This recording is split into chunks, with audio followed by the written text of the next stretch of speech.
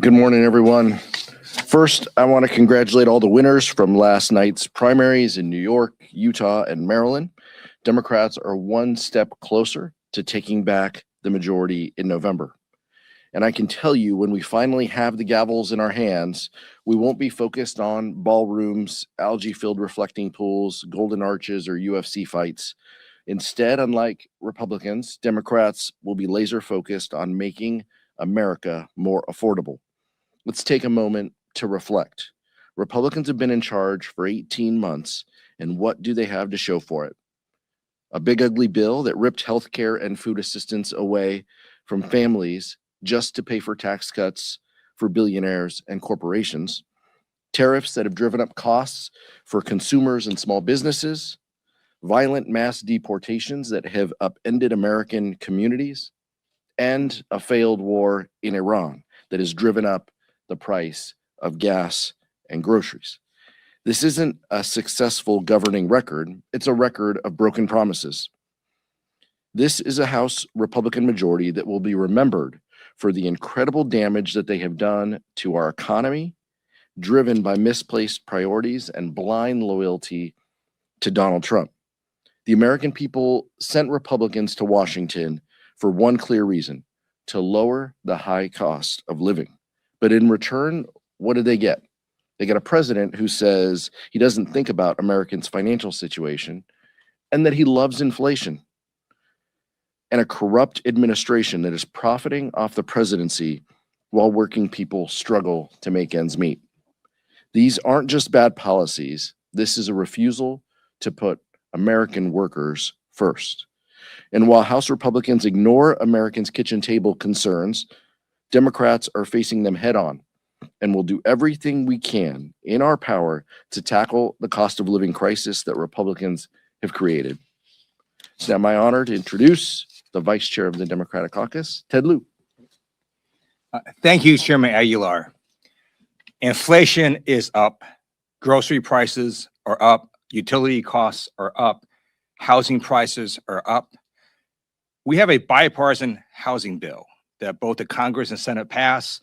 There was supposed to be a big signing ceremony today in the Capitol, and then all of a sudden, Donald Trump decides he's not coming to sign the bill. Well, why is that? Did he wake up on the wrong side of the bed? Is he unable to stay awake today? What's causing him to chicken out again? Is it Taco Wednesday? Or is it side effects from a drug? We don't know. This erratic behavior of the president is very concerning.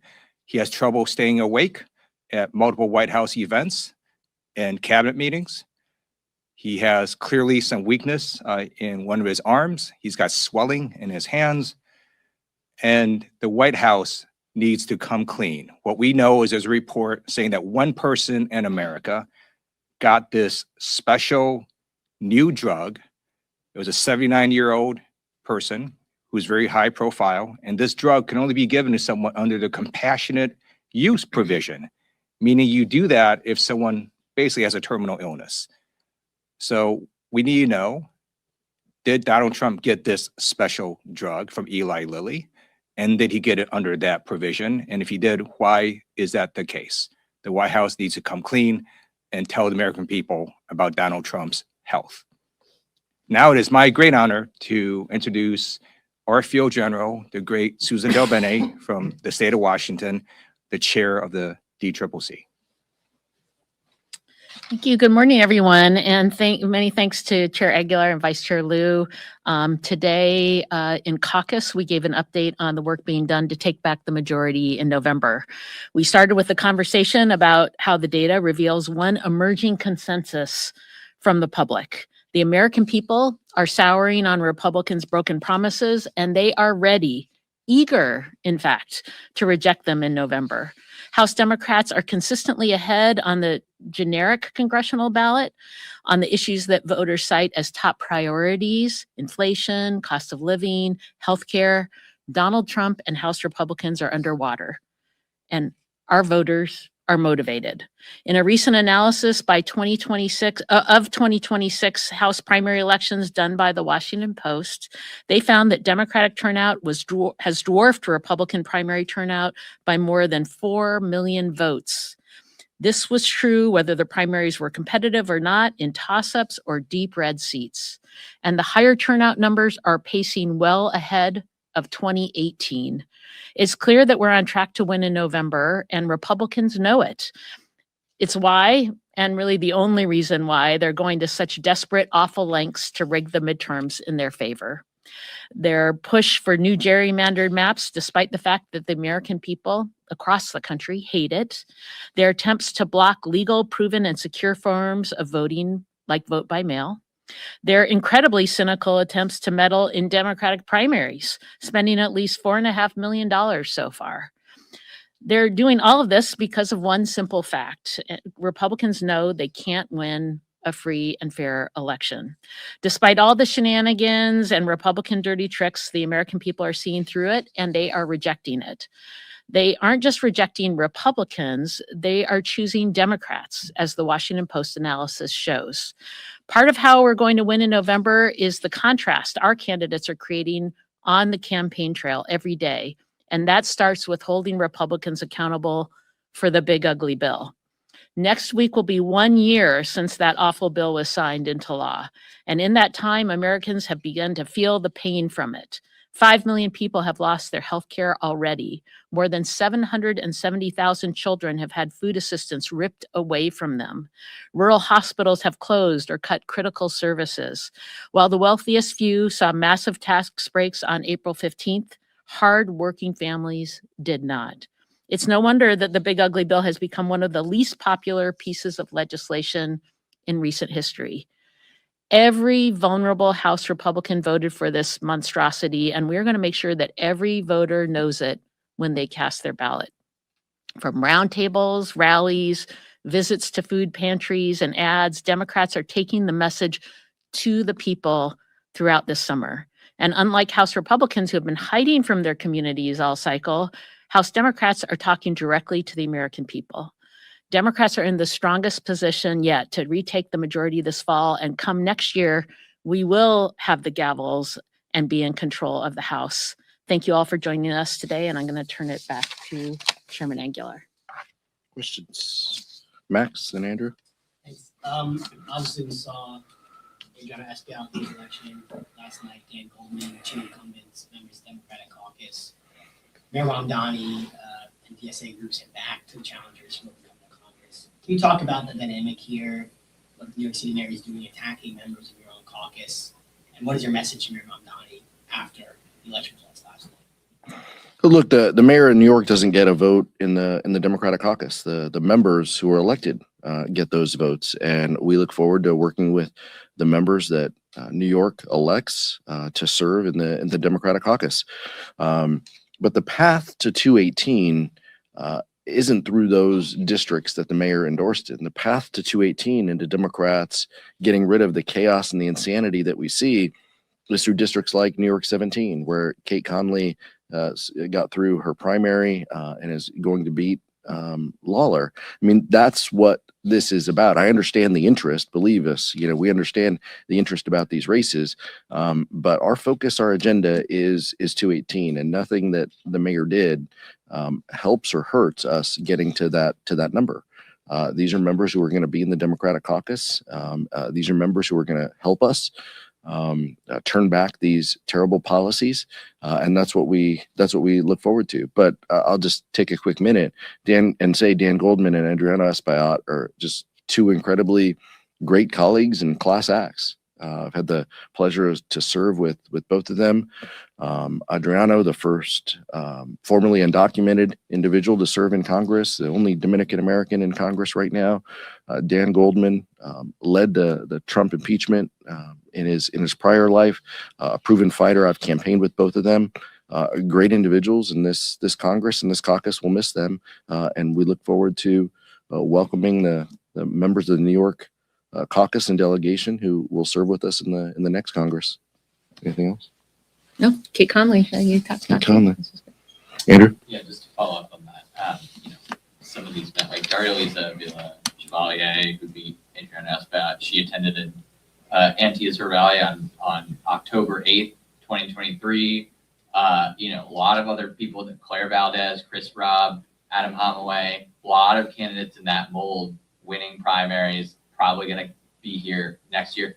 Are you going to have a conversation with those members about what it's like to work in the Democratic caucus? Do you anticipate any governance challenges having to work with people that outspoken and that far from where other members are on the ideological spectrum?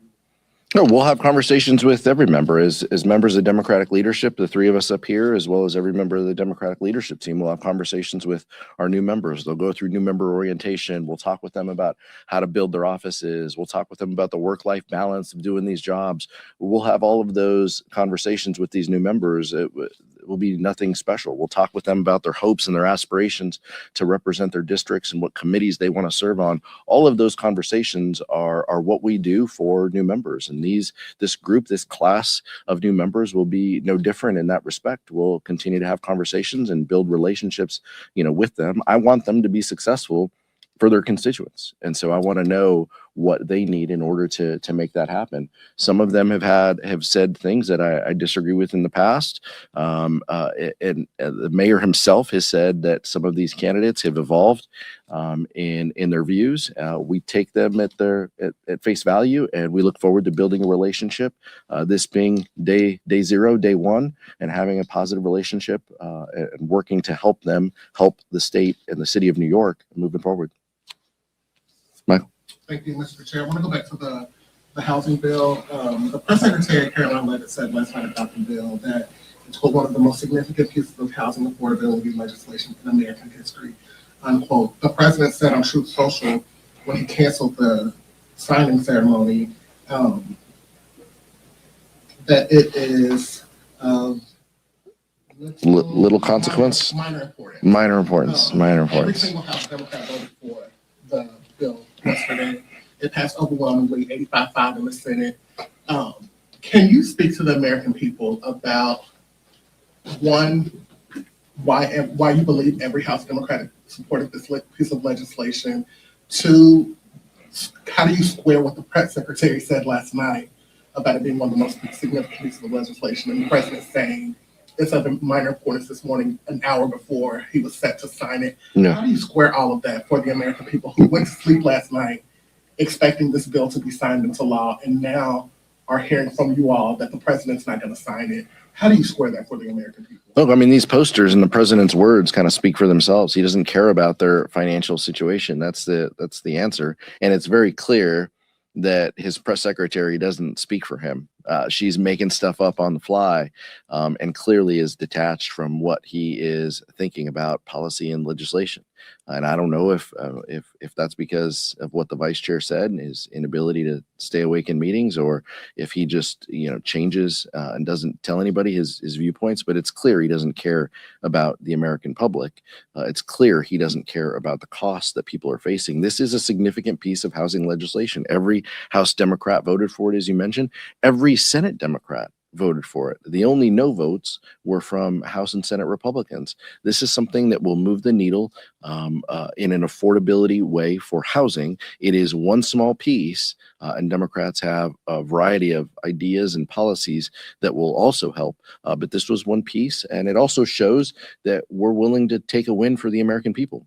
We don't want to play politics and punt. We want to take the win for the American people and drive down the costs of housing and make it easier for people to live in this country. Sure. No, I agree. Thank you. I have a question for Chairwoman Dilbane. These are my favorite questions. Can you walk me through how DTRIP has looked to protect incumbents like Bolton and Espaillat? I know that the DTRIP has become involved in Democratic primaries that are happening in currently Republican districts. But how involved is the DCCC in primaries where incumbents are being challenged in these districts that are safely Democratic? Our focus is on the districts that get us the majority. So our map is these purple districts across the country. And that is our focus. Clearly, as a caucus, and other members of the caucus have been involved in other races. But from a DCCC perspective, our big focus in New York is New York 17 and making sure we have a great candidate there. And we do with Kate Conley. And another seat that we will win and help us take back the majority. And we also saw a Ben McAdams win in Utah, and so excited to see him come through the primary and on his path to come join us next Congress. Other questions? Because we have seen several incumbents lose to Democratic Socialists, does this signal a shift in the party? And are you concerned that this plays into the rhetoric of the president saying that Democrats are too extreme? No, not at all. I think that this represents a shift of what the voters in a couple of these districts around the country view. But we understand that much of that is based on their frustration and anxiety and the economic uncertainty that people face.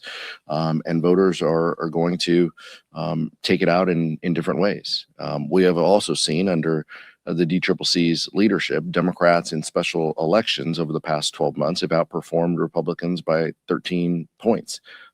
So significant growth. So this doesn't have anything to do with Democratic voters. In essence, this is a recoil against Trump and Trump policies. But voters have that ability to make those decisions in Democratic primaries, and we'll work with whoever that they send in the back. With these wins that we saw in New York, Mamdani saw significant wins with his 3 candidates he endorsed. Just nationwide, do you think the Democratic Socialist movement is going to spread to other sectors of the map? No, the vice chair and I are from California. There are Democratic Socialists who run for city council races and races in Congress as well. People have a right to vote. That is our democratic system. I don't take anything more from it. The mayor made some decisions and made some political calculations. Those individuals will come and they'll serve here in the Democratic caucus, and they will be part of us getting to 218 votes to win the majority. That's our focus, and that has been our mission since Republicans took control and since Republicans took healthcare away from millions of people just to give benefits to billionaires and corporations. And that's what we'll continue to focus on. And I think that everybody who caucuses on the Democratic side believes in that and will vote accordingly on January 3rd. Thank you so much.